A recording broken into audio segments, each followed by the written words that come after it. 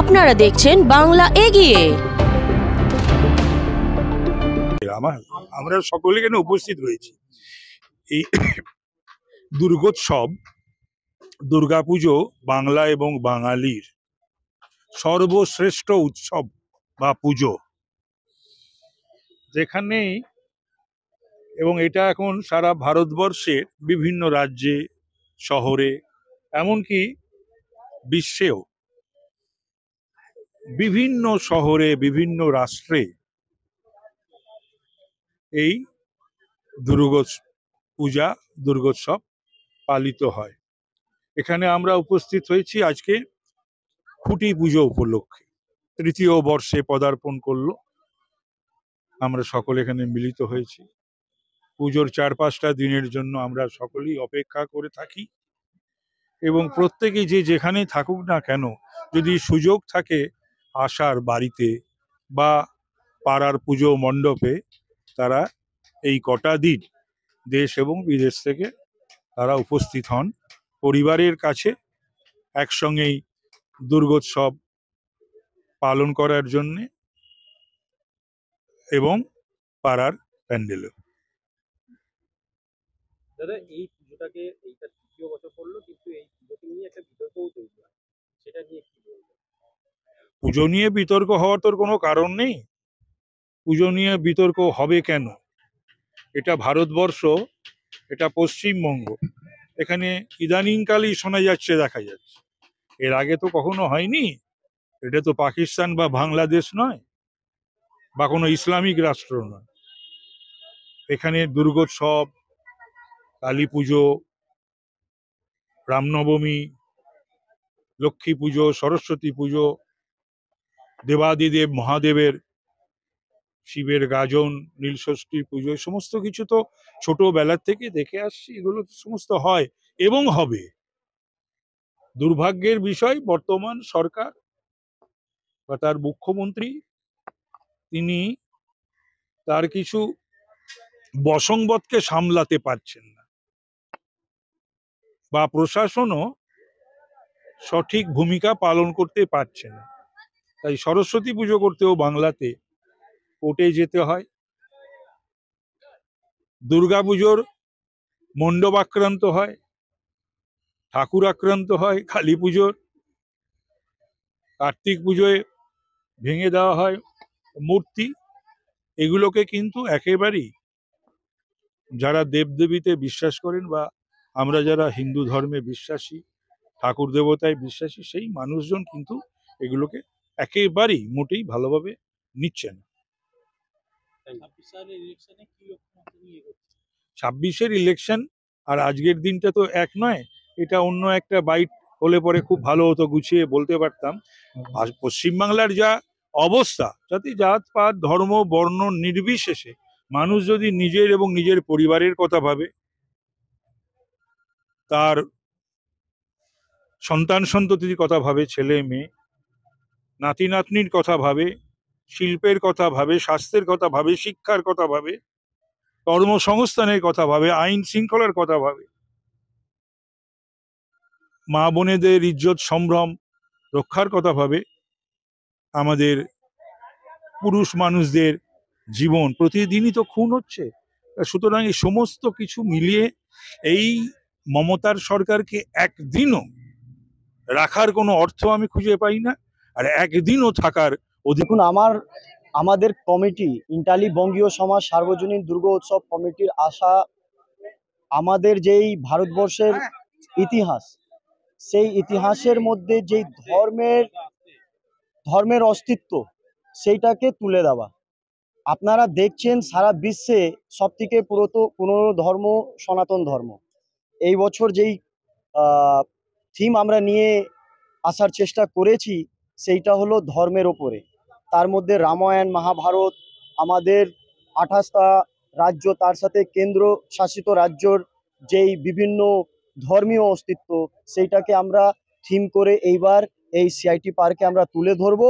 কারণ একটা 193টা দেশ, তার মধ্যে দেখবেন 57টা দেশ ইসলামিক কান্ট্রি। যদি দেখেন 100টার ওপরে অনেক এমন মানে 100টার ওপরে আপনি বলতে পারেন খ্রিস্টান দেশ, কিন্তু ভারতবর্ষ একমাত্র সনাতন ধর্মকে মেনে চলা দেশ। কিন্তু এই ধর্মকে যেইভাবে আটকাবার চেষ্টা হচ্ছে, তাকে আমরা এই পুজো প্যান্ডেলের থিমের মাধ্যমে আমরা আমাদের ভারতবর্ষের লোকের সামনে আমরা তুলে ধরব। কারণ পুরো বিশ্বতে একটা লড়াই চলছে, একটা চক্রান্ত চলছে। এই চক্রান্ত যেই ধর্মের, সনাতন ধর্মের অস্তিত্বকে ধামাচাপা দেওয়া বা শেষ করা। আমরা চেষ্টা করছি আমাদের সাধারণ ব্যক্তিকে, জনগণকে আমাদের ধর্মীয় অস্তিত্বকে বুঝিয়ে তাদেরকে এইটা মানে বার্তা দেওয়া কি সনাতন ধর্ম আমাদের মানে বিশ্বতে সবথেকে পুরনো ধর্ম, আর একটা এমন ধর্ম যার সম্বন্ধ কিন্তু সায়েন্স থেকে রয়েছে, বলতে পারি কি বৈজ্ঞানিক ধর্ম। সেই জায়গাতে যদি আমরা ভালোভাবে করতে পারি, তাহলে আশা করি অনেকে মানুষরা এসে জিনিসটাকে দেখতে পারবেন, বুঝতে পারবেন। আর এই মেসেজটা আমরা দিয়ে আমরা যে আমাদের ধর্মীয় সাংস্কৃতিক যে অস্তিত্ব সেটাকে বাঁচাবার চেষ্টা করি। এবছর আমরা দেখেছি বিগত বছরগুলোতে কেন্দ্রীয় মন্ত্রী উদ্বোধন করেছে, কখনো রেলমন্ত্রী, কখনো শিক্ষামন্ত্রী। এবছর কে উদ্বোধন করেছে? এইবারে আমাদের যেহেতু ধর্মীয় কনসেপ্ট আর ধর্মের এখন সবথেকে বড় বীর সৈনিক যোগী আদিত্যনাথ, তাকে নিয়ে আসার আমাদের প্রচেষ্টা রয়েছে। ওনার টাইমটা যদি আমরা পাই তাহলে উনি আসবেন, না হলে অবশ্যই কেন্দ্রীয় কোনো মন্ত্রী বা আশেপাশে যারা আমাদেরকে সমর্থন করছেন তাদেরকে দিয়ে আমরা পুজোটা সম্পন্ন করাবো। বলছিলেন যে পুজো করতে গেলে হাইকোর্টের পারমিশন নেই, এই ব্যাপারে কি বলবেন? লাগে তো, পশ্চিমবঙ্গতে আমরা বাসাবাস করছি। আপনি বলুন না, আপনি যেই পশ্চিমবঙ্গে জন্ম নিয়েছেন, জন্ম নেওয়ার পর আপনার মনে হয় বুকে হাত রেখে দিব্যি খেয়ে বলবেন তো কি পশ্চিমবঙ্গতে হিন্দুরা ভালোভাবে থাকতে পারছে? যদি এমনই আছে তাহলে এই আমাদের খুঁটি 2024 সালে কেন ফেললো?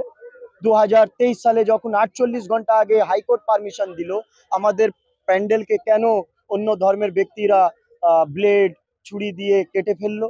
সেটাও আমরা প্রতিবাদ করেছিলাম।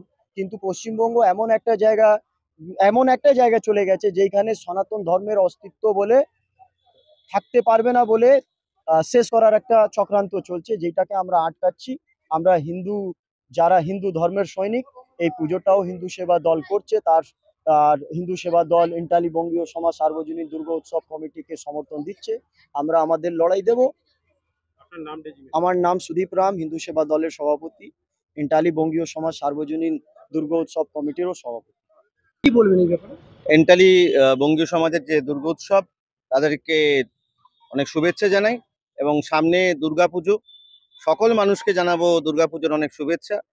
এবং এন্টালি বঙ্গীয় সমাজ দুর্গোৎসবকে হাইকোর্টের মাধ্যমে অনুমতি নিয়ে তারপরে তাদের 2 বছর আগে পুজো শুরু করতে হয়েছে। এটা দুঃখজনক ঘটনা। পশ্চিমবঙ্গে পুজো করতে গেলে হাইকোর্টের পারমিশন নিতে হচ্ছে, রাজ্য প্রশাসন অনুমতি দিচ্ছে না। এর চেয়ে দুঃখজনক ঘটনা বোধহয় সারা পশ্চিমবঙ্গে খুব কমই ঘটে। চাইবো আগামী দিনে মানুষের পুজো করতে যাতে অসুবিধা না হয়, এবং এই প্রশাসনের মধ্যে থেকে সেটা নিশ্চয়ই সম্ভব নয়। তবে এই প্রশাসন বিদায় ঘন্টা বেজেছে, এবং আগামী দিনে মানুষের দুর্গাপূজা থেকে শুরু করে গণেশ পুজো, কালী পুজো কোনোটাই করতে অসুবিধা হবে না, এইটুকুই আশ্বাস। বিতর্ক তো ডেফিনেটলি থাকবে।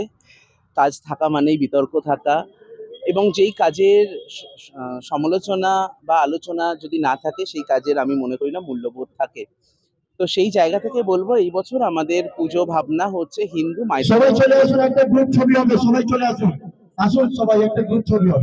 হিন্দু মাইথোলজিকে নিয়ে আমাদের এই বছরের কাজ।